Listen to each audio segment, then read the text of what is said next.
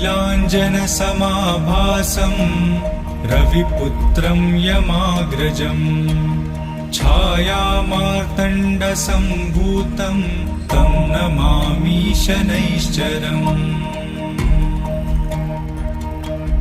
ॐ अर्धकायं महावीर्यं चन्द्रादित्यविमर्दनम् सिंहिकागर्भसम्भूतं तं राहुं प्रणमाम्यहम्।